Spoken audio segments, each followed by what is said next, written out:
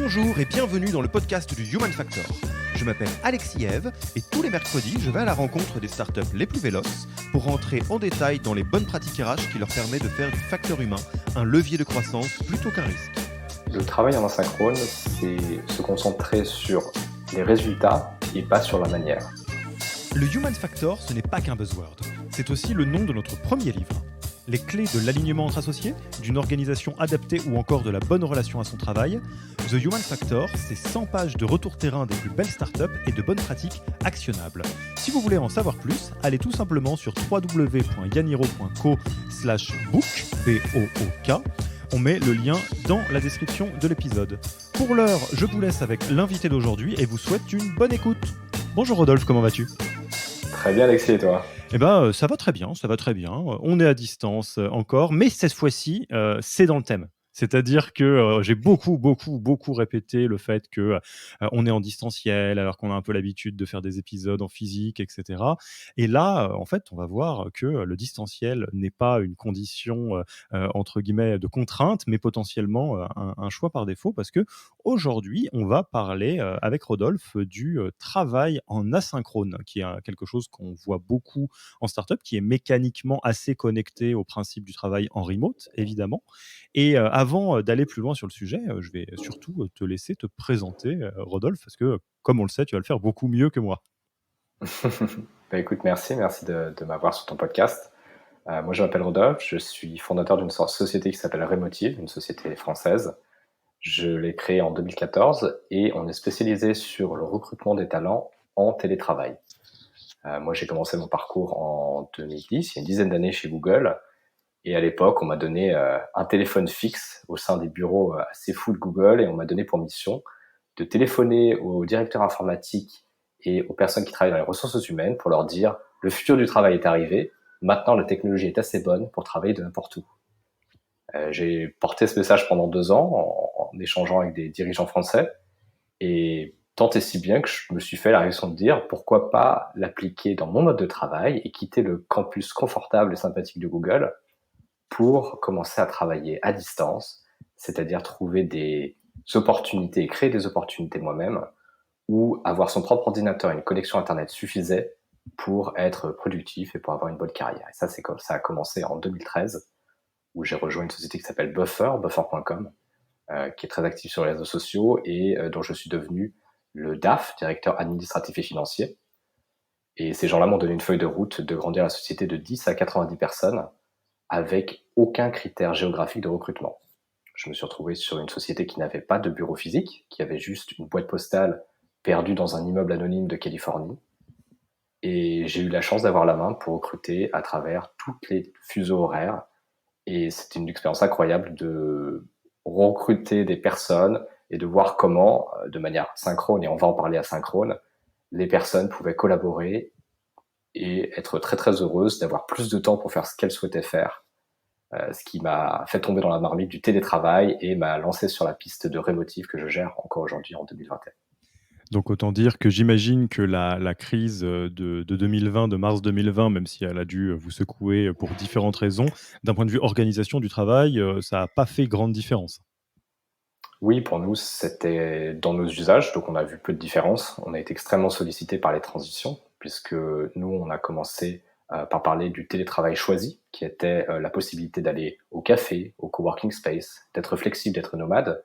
Et le Covid nous a tous surpris avec un télétravail contraint, où un certain nombre d'organisations et de personnes ont dû sans transition sauter dans un mode survie, où les réunions se sont numérisées, les usages se sont numérisés, pour des personnes qui n'avaient pas forcément choisi dès le départ, ce qui était la différence avec nous et notre équipe et nos utilisateurs, qui étaient des personnes qui avaient choisi ce mode d'interaction qui est assez différent, qui peut être clivant parfois, et qu'on a appris à bien connaître tous ensemble depuis 1 an et demi, même si encore une fois la flexibilité qu'on va recevoir avec la réouverture, c'est-à-dire les cafés, les coworking space, et finalement pouvoir se revoir face à face, même si on ne va pas au bureau tous les jours, va faire une énorme différence. Et à mon sens, c'est la séparation entre le télétravail choisi et le télétravail subi.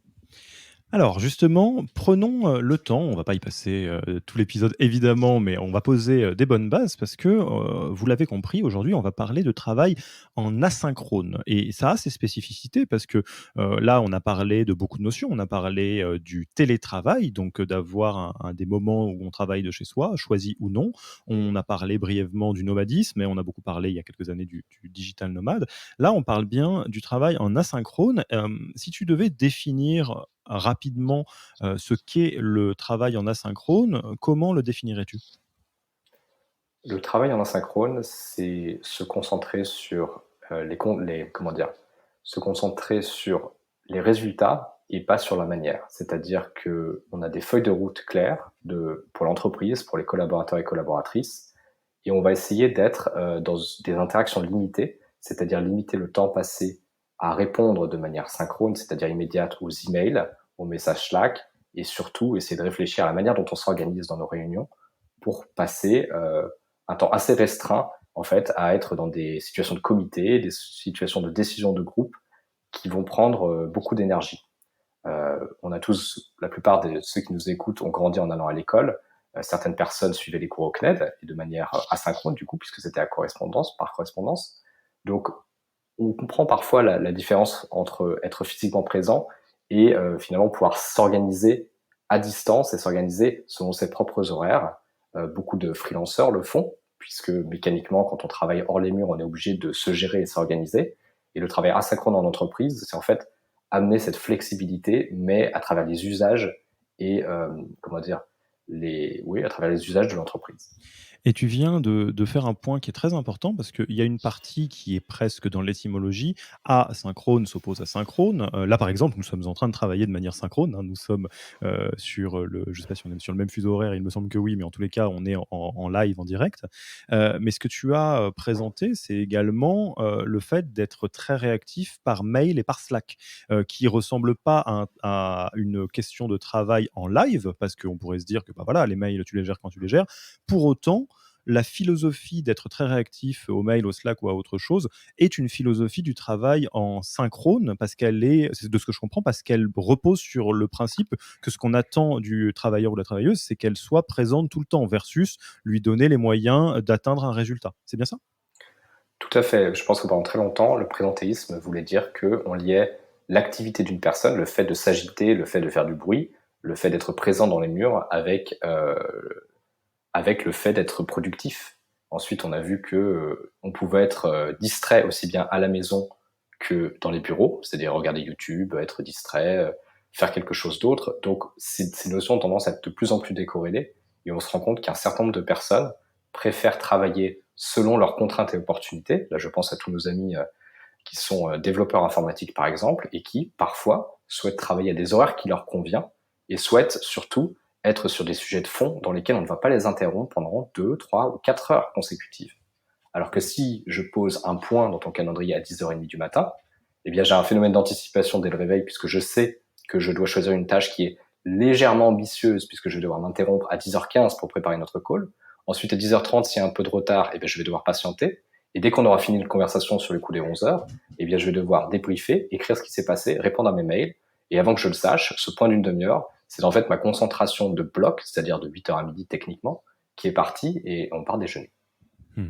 Et du coup, la question qui vient, immédiatement, c'est, bah, pourquoi envisager ce travail en asynchrone avant même de voir à quoi ça ressemble et les bonnes pratiques ou les mauvaises du travail en asynchrone? Et donc en creux, tu en as un petit peu parlé, mais, quel est le ou les problèmes, du travail en synchrone? Alors, je pense qu'il y a un véritable thème de tempérament, c'est-à-dire que ça ne convient pas à tout le monde et tout le monde n'est pas ravi de travailler de cette manière-là.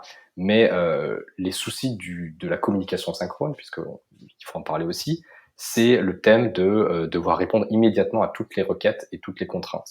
Si je pose une question sur Slack, certaines personnes traitent Slack comme quelque chose à traiter immédiatement. Certaines études montrent qu'un nombre incroyable de mails ont une réponse sous 2 minutes, surtout en interne, puisqu'on doit démontrer, à cause de la tyrannie du petit point vert sur Slack et sur Google Meet et sur Office 365, qu'on répond immédiatement à une thématique. Souvent dans une logique de subordination, quand c'est votre patron ou patronne qui vous demande quelque chose et que il est 11h du matin un mardi, il est intéressant de dire je suis présent, donc je contribue, donc j'ai mon petit point vert et je peux répondre tout de suite. Le problème, c'est que tout le monde n'a pas les mêmes feuilles de route, tout le monde n'a pas les mêmes objectifs et on peut être facilement distrait, surtout que chaque interruption n'est pas calibrée. On pense aux notifications Instagram, qu'on vous envoie un message privé qui vous dit je dois te voir dans une demi-heure, c'est important, mais qu'on vous dit on a liké votre photo d'il y a 5 ans, c'est pas du tout important. Pourtant, grâce ou à cause de Slack et des emails, ces interruptions ont la même taille sur votre charge cognitive et sur votre concentration dans la journée.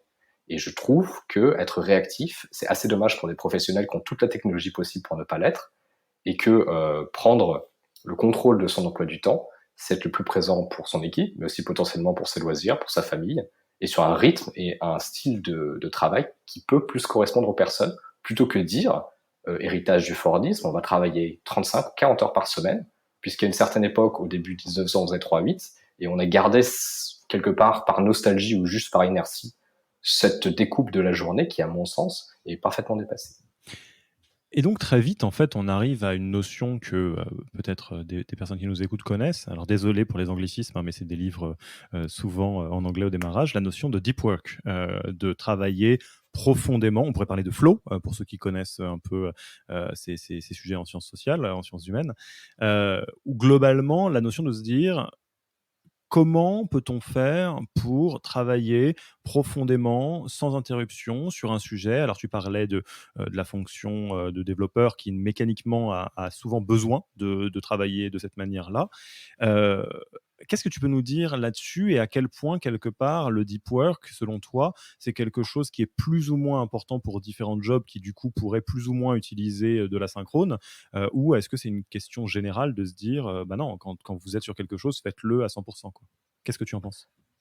Moi, je suis partisan de faire une chose à la fois et de le faire bien, et j'irai même plus loin en disant que si votre fiche de poste n'inclut pas de deep work, et si votre fiche de poste n'est pas créative, créative étant faisant partie du deep work, votre travail sera sûrement automatisable dans les 15 à 20 ans à venir.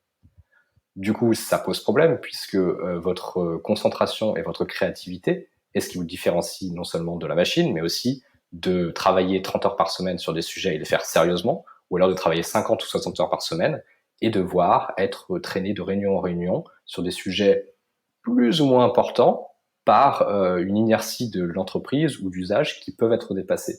Donc je pense qu'effectivement, pour moi, c'est très très important de se dire, on va travailler une chose à la fois, on va le faire bien, et très souvent, si on considère l'output, c'est-à-dire ce qui est le résultat de notre travail et pas l'input, c'est-à-dire le temps passé sur une chaise, le temps passé en réunion, eh bien, on se rend compte que si on prend 2 ou 3 bonnes décisions par jour en tant que contributeur individuel dans une société de service, en ayant un salaire plutôt sympathique, eh bien, en fait, on fait des très bonnes contributions à la société parce que notre véritable valeur ajoutée est très souvent sur les sujets de fond.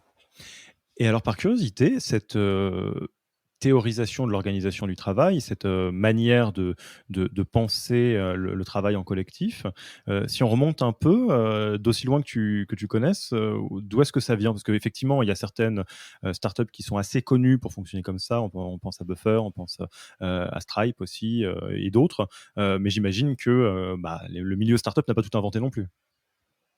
Oui, effectivement, alors je ne suis pas ni sociologue ni historien du travail, mais on voit qu'en fait, on a beaucoup d'inertie sur la manière de travailler qui vient d'une époque où on devait avoir une organisation pyramidale, où la notion de contrôle était extrêmement importante. Et la notion de contrôle voulait dire je vous vois et je sais ce que vous faites. Donc on a créé des tiers de mid-management qui ont été présents pour des situations de contrôle. Et je crois qu'on a perdu une part d'efficacité dans le fait d'exister, le fait qu'une structure ou qu'une organisation existe, c'est-à-dire qu'il faut avoir un certain nombre de rituels, des rituels passant par l'interaction, par le vivre ensemble. Ça fait aussi que on a perdu pas mal d'efficacité dans ce qu'on fait. Et le but, c'est pas de déshumaniser le travail, mais c'est de donner une manière de travailler qui puisse être intéressante pour chacun, parce que parmi nous, il y a des personnes qui travaillent dans les murs, d'autres qui vont travailler en télétravail, certains vont travailler à temps plein et d'autres à mi-temps. Et je pense qu'il est très important de se dire que tout le monde ne travaillera pas de manière asynchrone, mais certains d'entre nous ont des inclinations qui font qu'ils sont sûrement plus heureux et heureuses s'ils ont l'opportunité de se plonger sur des sujets sans interruption et être des experts de fond plutôt que des zappeurs. Je pense que, ayant suivi un cursus d'école de commerce, quand j'étais par exemple directeur administratif et financier, j'étais payé et récompensé pour passer au bas mot 4 heures par jour en vidéo call. Parce qu'il fallait parler avec l'équipe à Singapour, à Buenos Aires, voir ce qui se passe à New York. Et c'était passionnant. C'était passionnant, mais pour autant, ma concentration et mes journées étaient hachées et je me retrouvais avec peu d'énergie en fin de journée. Et je pense que suivre l'énergie, la mienne et celle des autres, en me disant comment je vais être le plus heureux pour m'organiser, c'est ce qui m'a amené sur ce chemin de l'asynchrone. Et aujourd'hui, de dire je peux faire un sujet de fond le matin et quelques interactions l'après-midi, si c'est possible et si c'est nécessaire surtout, ça me permet de dégager une bonne marge de manœuvre. Donc là, sur les éléments un peu socles de philosophie et des raisons qui font qu'on peut envisager d'asynchroniser une partie de son travail, en tout cas de l'organisation, on n'est pas trop mal là. Je pense qu'on voit bien l'importance de pouvoir se focaliser, le fait, je suis très sensible à ça, de respecter les fonctionnements et les rythmes de chacun. On pourrait se poser la question typiquement de est-ce qu'on est tous faits pour se lever à 7h30 ou pas. La réponse est non, hein, évidemment. Et donc globalement de redonner une forme de liberté à toutes et tous dans l'organisation du travail, en gagnant en efficacité, parce qu'en réalité, on place comme point de départ de la réflexion le résultat, l'output, comme tu disais, et pas l'input, le nombre d'heures, le présentéisme, etc. Donc à cette heure-là, j'imagine qu'il y a pas mal de personnes qui nous écoutent qui se disent ok, très bien, hein, je peux envisager de faire ça, mais ça reste un peu abstrait. Est-ce que tu peux nous faire une visite guidée, là vraiment un petit peu Jurassic Park, hein, c'est-à-dire en montrant plein d'exemples, j'imagine que chaque boîte est un petit peu différente, de à quoi peut ressembler une entreprise qui travaille en asynchrone et finalement du coup comment ça se manifeste? La manière dont ça se manifeste, c'est que déjà, souvent, les personnes qui sont dans des sociétés ou dans des équipes asynchrones, elles ont conscience de l'être, au sens où c'est des cultures qui sont très codifiées, qui ont tendance à surcommuniquer. Et c'est typiquement le genre de culture où on va vous donner un manuel de comment interagir avec les autres, que ce soit au niveau de l'équipe ou même au niveau des personnes, où tu peux avoir un manuel comme par exemple comment interagir avec Rodolphe, quelles sont mes préférences, quelles sont les choses qui sont plus compliquées ou plus simples pour moi. Par exemple, il se peut que je préfère regarder des vidéos asynchrones enregistrées avec le logiciel Loom, L-O-O-M, qui me permet de regarder des vidéos à 2 fois la vitesse, regarder des vidéos comme je veux, ou peut-être que je préfère la communication écrite, et un bon vieux mémo Google Doc de 2 pages sera plus intéressant pour moi. Donc déjà, on a ces deux thèmes de comprendre comment interagir avec les autres et aussi de surcommuniquer ou communiquer différemment. Puisque l'asynchrone ne veut pas dire devenir misanthrope, ça veut dire au contraire réussir à codifier les interactions pour en avoir une quantité raisonnable et pas plus. Pas plus, c'est-à-dire, évidemment, si on veut papoter, on peut papoter. Mais on va pas décider tout par comité, on va pas passer énormément de temps à être dans des calls. Donc typiquement, si je fais le tour Jurassic Park, le matin, dans une société asynchrone, on va avoir des personnes qui vont travailler sur les sujets de fond, dont elles ont déterminé l'efficacité la veille, et elles vont essayer au maximum d'avancer vers ça. Et ensuite, quand une question viendra, puisque souvent quand on travaille en équipe, les questions viennent, on va utiliser un logiciel soit de messagerie, soit de projet, qu'on va traiter en répondeur. Et traiter un logiciel de messagerie en répondeur, ça veut dire, comme par exemple, un message commencera par entre parenthèses non urgent, puisque je n'ai pas besoin de réponse immédiate à ce message-là. Je vais mettre ma question et ensuite je vais dire à quelle échéance je souhaiterais avoir une réponse pour que la personne, quand elle lancera à ce stade-là, quand elle aura elle fini ses tâches et se tournera vers ma question, aura une bonne idée de savoir si c'est immédiat, si c'est quelque chose qui la touche, si elle peut répondre avec une ressource ou si elle doit répondre avec sa présence. Et tout ça fait que on est dans la surempathie par rapport à l'autre puisqu'on connaît leur manière de travailler, on se doute de leurs contraintes puisqu'on respecte le temps de l'autre personne et on quitte l'immédiat et on va vers quelque part le répondeur. Évidemment, si le serveur prend feu, le site tombe et l'entreprise est en flammes, on garde le numéro de téléphone de la personne et il se peut que 2, 3 fois par an, en cas extrême, on se retrouve sur du synchrone, ce qui est parfaitement justifiable. Mais pour des tâches de fond qui sont répétées et codifiées, on se rend compte qu'on n'a pas tant besoin de se voir. Donc là, si je prends cet exemple, enfin ce mode de fonctionnement sur un exemple qui est simple, on va prendre l'enregistrement de ce Mhm. podcast. Ce que ça voudrait dire, c'est, là, on est en train d'enregistrer. L'étape d'après, alors ceux que ça intéresse dans les coulisses, c'est que Francis, notre ingénieur du son, refait de cette, de ces fichiers audio bruts un très joli épisode. Et donc là, ça serait l'équivalent de loguer les fichiers audio et juste la deadline de quand est-ce qu'est censé sortir l'épisode en disant voilà, donc c'est à peu près ça, tu peux me contacter s'il y a un sujet. Et pour pousser encore un peu plus le trait, si on avait cette fameuse notice de chacun, pour peu que Francis a plutôt envie qu'on lui parle en audio qu'en texte, j'aurais pu faire un petit mémo WhatsApp ou un petit audio pour dire les deux, trois trucs particuliers sur ce podcast. Et après, je pars du principe que de toute façon, si Francis a un problème avant la deadline, il fera pareil dans l'autre sens. C'est à peu près ça? Exactement, exactement. Le paradoxe de l'asynchrone, c'est qu'en fait, on augmente la communication au lieu de la réduire, mais on l'augmente de manière écrite ou de manière codifiée pour éviter oui, la surabondance de meetings qui souvent prend le pas sur les calendriers et prend le pas sur l'attention des collaborateurs. Donc ça, c'est ce qui se passe la matinée. Tu as d'autres exemples que tu peux nous partager dans ce petit tour Jurassic Park à différents endroits de l'entreprise? Est-ce que les comités, les fameux CODIR, hein, les choses qu'on fait théoriquement en meeting, ils restent en meeting ou pas du tout? Alors, qu'est-ce que tu peux nous raconter d'autre comme exemple? Alors, il y a deux usages que je trouve assez intéressants. C'est accueillir de nouveaux collaborateurs. Par exemple, j'enregistre un certain nombre de vidéos quand j'ai le temps, quand j'ai l'énergie et quand c'est pratique pour moi aussi, en expliquant les tâches que la personne va devoir faire, en faisant des tours d'horizon. Donc, c'est sympa parce que j'ai ma caméra, parce qu'on me voit m'exprimer, parce que voilà, je peux dire beaucoup de choses. Et sur des vidéos de moins de 20 minutes, j'arrive à traiter un certain nombre de sujets. Ensuite, la personne, à travers un point, on peut repasser sur certains de ces sujets à l'oral, mais on a balayé déjà énormément de terrain sur l'onboarding des personnes. Donc ça, c'est une manière assez sympa et assez inclusive d'accueillir quelqu'un dans une entreprise remote. La deuxième chose que j'apprécie, c'est les sujets de fond, et spécialement dans les thématiques de codir.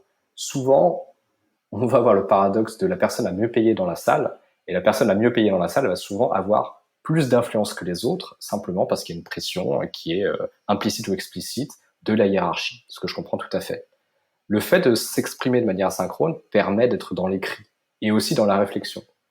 Quand on arrive sur un meeting exec et qu'on est en retard de 10 minutes, qu'on n'a pas eu le temps de lire l'agenda, qu'on sait qu'on va devoir passer chop, 50 minutes qui nous restent sur un sujet et ensuite partir courir à une autre réunion, parfois on n'a pas des interactions aussi qualitatives que si on avait pu s'asseoir, réfléchir à la question pendant 48 heures, faire une reco écrite, lire celle des autres et commenter dans le plus pur style des forums de discussion de la grande époque d'Internet début 2000, qui permet aussi de prendre du recul par rapport au sujet et de prendre plus d'avis en compte, puisque c'est pas seulement la personne qui parle le mieux ou la plus fort qui est écoutée, mais c'est chaque personne avec un argument percutant. Donc ça aussi, ça dépend des styles de leadership et de la manière dont vous faire circuler la parole. Et moi, je trouve ça très inclusif d'avoir des personnes qui s'expriment aussi bien à l'oral qu'à l'écrit, et pas seulement sur bon, voilà, je suis le patron de la patronne, voilà comment je gère ma réunion, et vous n'avez qu'à applaudir ou être cessé à la fin de l'email, puisque de toute manière, c'était décidé avant qu'on en parle. Et donc là, si on prend un peu, parce qu'effectivement, là, j'ai fait exprès de te proposer la réunion de comité de direction, parce que c'est un exercice de style très partagé. Euh, Si on prend des classiques du fonctionnement de l'entreprise, allez, je vais en prendre quelques-uns. Les appels téléphoniques, les calls, les réunions, quelles qu'elles soient, où on pourrait aussi parler de la communication Slack, qui est encore un autre exemple. Euh, Qu'est-ce que en asynchrone on peut opérer comme petit twist qui permet de réduire les calls, de réduire les réunions, de réduire l'immédiateté de Slack? Alors, je pense que les principes généraux que tu présentais vont s'appliquer à chaque fois, mais je suis assez curieux de voir de manière très très très concrète, finalement, qu'est-ce qu'on peut faire? Oui, c'est intéressant. Et quelque part, une manière intéressante d'illustrer ça, c'est penser aux prestataires de votre société, les personnes avec qui vous travaillez. Si vous pensez avec à votre comptable, par exemple, à votre avocat ou prestataire de services RH, si vous êtes plugué dans cet univers-là, la plupart du temps, vous allez avoir des réponses asynchrones de ces personnes-là une fois que vous avez signé et négocié le contrat. Vous avez des personnes en dehors de l'entreprise qui doivent quand même s'aligner sur votre mode de communication et revenir vers vous sur des sujets qui ne sont pas tout le temps des calls et pas tout le temps des status reports. Donc la manière dont je gère mon comptable depuis de nombreuses années pré-asynchrone était en fait assez similaire à la méthode asynchrone d'aujourd'hui. Euh, un certain nombre de choses peuvent être mises en place pour qu'on garde de l'interaction. Le but, encore une fois, n'est pas de déshumaniser le lieu de travail, mais d'avoir des espaces, que ce soit sur Slack, sur des logiciels de projet partagés, où on peut continuer à s'amuser, où on peut continuer à se poser des questions, dire des bêtises. C'est juste qu'on va pas attendre de la personne d'avoir une réponse immédiate. Donc, l'ajustement des attentes est la chose la plus importante. Ensuite, on continue à avoir des catch-up calls de temps en temps avec mon équipe, par exemple, c'est une fois par mois pour garder un lien qui soit quand même un lien vidéo, parce qu'il y a des choses qu'on n'arrive pas à refaire, toujours à travers le remote ou à travers le synchrone, c'est l'élément humain, mais l'élément humain, il peut être plus ou moins présent selon la manière dont on décide de gérer sa boîte aussi. Et donc, du coup, un call de temps en temps, pour beaucoup de situations, moi, je trouve que c'est suffisant. Et quand tu regardes les autres zones de l'entreprise, eh ben, les gens peuvent continuer à échanger sur Slack, ils peuvent continuer à faire des choses, mais c'est en tant que fondateur et dirigeant d'entreprise que tu poses la culture. C'est-à-dire que si on a un problème, une opportunité, est-ce que mon réflexe est de passer immédiatement sur l'audio et sur le call, ou est-ce que c'est de le codifier par écrit, d'avoir un processus de gestion de projet et de pouvoir commenter sur ce qui se passe pour prendre plus de connaissances et plus de contexte avant de passer par l'audio. Moi, la culture de travail sur laquelle je travaille et un certain nombre que j'admire, c'est des gens qui sont qui sont rapides dans leur méthode de travail et d'itération, mais qui sont très lents sur leurs échéances. Des gens qui pensent à 1 an, qui pensent à 5 ans, qui pensent à 10 ans, ce qui fait qu'il leur faut parfois plus de temps sur un sujet donné pour réagir et pour se positionner aussi.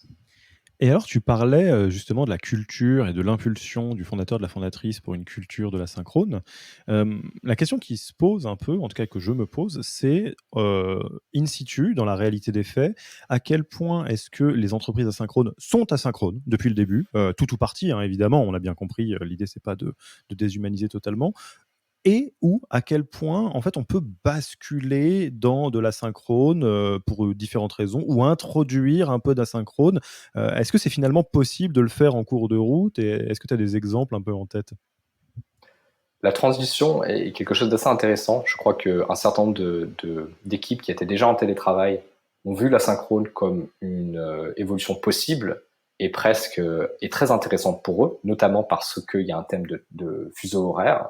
Et quand vous travaillez entre 10-12 fuseaux horaires, ça devient en fait une donnée de base d'être de travailler en asynchrone, puisqu'on ne va pas essayer de caler des calls à 5 heures du matin heure locale pour une autre personne. Mais d'autres entreprises essaient d'y aller de manière plus progressive. Et ce sont des efforts qui sont louables, mais c'est des efforts qui doivent être encadrés. Un exemple très concret, c'est dire, par exemple, on va désigner le mercredi comme journée sans meeting. Mercredi, pas de meeting. Vous faites ce que vous voulez le reste de la semaine, mais mercredi, pas de meeting. Et ça, en fait, ça peut être vu de deux manières différentes. Soit ça peut être vu comme un pansement sur une jambe de bois, parce que du coup, mercredi, on va un peu galérer à ne pas parler aux autres, et tous les autres jours de la semaine, en fait, on va juste pousser ça lundi, mardi, jeudi, vendredi. Ou alors, on peut se dire que c'est une première transition, et cette première transition, c'est de dire, nous, notre feuille de route en tant qu'entreprise, petite ou grande, à 3 ans, c'est d'avoir moins de meetings et c'est d'être plus asynchrone. Et dans ce cas-là, dans le cas d'une transition progressive, c'est intéressant parce que ça veut dire qu'il y a un buy-in de la part du management qui va suivre et qui va appliquer ça aussi, puisque surtout dans les petites entreprises, mais pas que, le mimétisme est extrêmement fort, surtout dans les entreprises de moins de 50 employés. On fait beaucoup comme les personnes qui sont en position de pouvoir.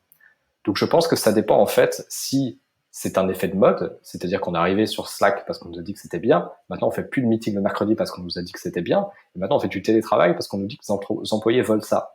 Tout ça, ce sont des positions réactives par rapport au monde du travail, et il faut vivre avec son temps, donc je le comprends, mais je pense qu'il faut vraiment regarder par rapport aux employés et par rapport aux objectifs de la société si on souhaite aller vers ça. Et si on le souhaite, en toute transparence, c'est un mode de travail qui était assez clivant et qui ne convient pas à tout le monde. Donc, tout comme transitionner de tout le monde au bureau à tout le monde à la maison, ou en tout cas tout le monde au télétravail, il y a un certain nombre de collaborateurs et collaboratrices qui risquent de ne pas se reconnaître et de ne pas être complètement alignés avec ce mode de travail qui, ma foi, est très différent de ce que la plupart des gens vivent le jour le jour.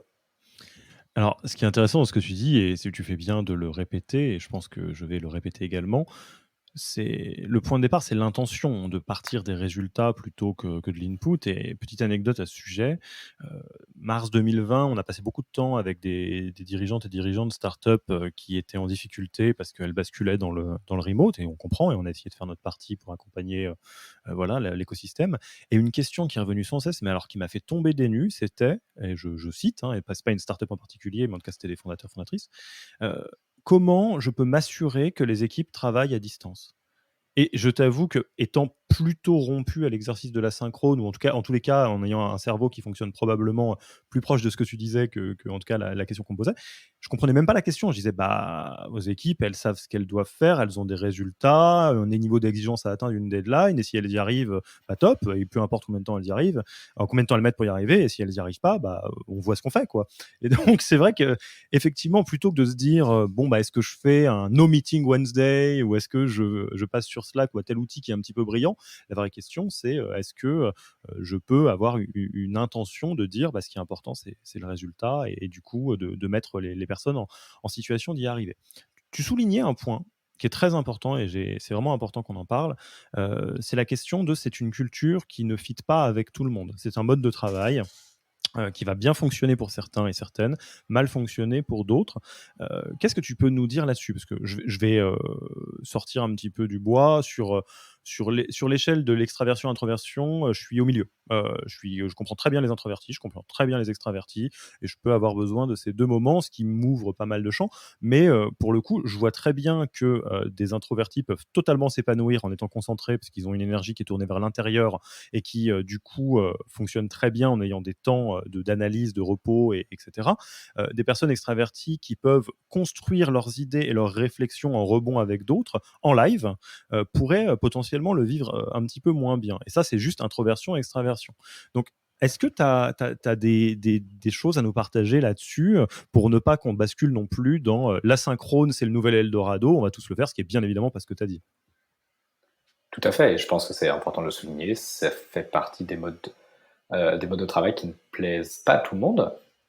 Et quand je réfléchis à mon propre début de carrière, j'ai commencé à être commercial sur un centre d'appel où on était une dizaine, et nos managers nous disaient, c'est pas compliqué, si vous n'êtes pas au téléphone, si vous n'êtes pas au bout du fil, si vous n'êtes pas en train de numéroter, eh ben on considère que vous ne travaillez pas parce que vous ne créez pas de pipeline, donc vous n'allez pas vendre. Et je raconte cette anecdote puisque quelque part, c'est l'autre extrême de la culture asynchrone, c'est à l'autre bout de l'arc-en-ciel, en disant, voilà, un présentéisme extrême que j'ai pu vivre où les équipes de vente avaient besoin de cette énergie, d'avoir de taper sur un gong, d'agiter une cloche pour se rendre compte qu'on faisait du bruit, que les personnes à côté de vous appelaient, donc que vous appelez parce que vous avez cette motivation, il y a cette véritable énergie qui se dégage d'un plateau d'appel. C'est très très différent de ce que je fais aujourd'hui, qui est beaucoup plus individuel et beaucoup plus asynchrone. Et effectivement, je dis ça pour dire que tout comme on a vu que certaines personnes qui sont dans des grands groupes n'ont pas du tout envie d'avoir l'incertitude et la flexibilité, ou en tout cas les points d'interrogation qui viennent avec les startups, on a d'autres personnes qui sont dans les bureaux et qui n'ont pas du tout envie d'aller en télétravail parce qu'elles préfèrent la structure. Ces deux choix, je les comprends parfaitement. Et bien le troisième choix, c'est que certains, et j'ai en tête une amie avec qui je parlais de mon rythme de travail récemment, elle m'a regardé avec des grands yeux quand je lui disais qu'en moyenne, j'avais 3 à 5 calls par semaine. Parce que pour elle, c'est compliqué de se dire que la crise sanitaire, quelque part, nous a isolés socialement de nos collègues. Et en plus, moi, je choisis sciemment de me mettre encore plus en retrait sur une méthode de travail qui, moi, m'intéresse. Et je peux comprendre ça. Personnellement, sociabiliser hors du travail et réussir à prendre mon énergie introvertie-extravertie en dehors de mes heures de travail, c'est plus simple parce que mon travail a du coup mécaniquement réduit en enlevant un certain nombre d'obligations et meetings que je ne dois plus avoir. Mais je comprends que certaines personnes vont trouver ça extrême et vont perdre une partie de la sociabilisation que leur travail, surtout dans les murs, a pu leur amener. Mais ce qui est très intéressant dans ce que tu dis, encore une fois, j'aimerais renforcer ton point, si tu me permets, euh, je pense que la question, encore une fois, c'est pas synchrone asynchrone, c'est ce que tu disais au démarrage, de comprendre comment soi-même on fonctionne et comment les personnes dans son entreprise fonctionnent, pour essayer de créer des options de travail qui correspondent à toutes et tous. Parce qu'effectivement, on peut aller très vite dans des grands raccourcis qui finalement excluent très vite une partie des personnes en disant, je sais pas, par exemple, ah oui, mais alors bon, cette approche du travail, c'est quand même très déshumanisant. Oui, mais non, parce que même si l'être humain est social et grégaire par nature, le fait d'être en surstimulation sociale non-stop n'est pas pérenne pour 100% d'entre nous. La plupart des caractéristiques humaines sont réparties selon une courbe de Gauss, hein, donc il y a moitié extraverti, moitié introverti, très peu de très introvertis, très peu de très extravertis.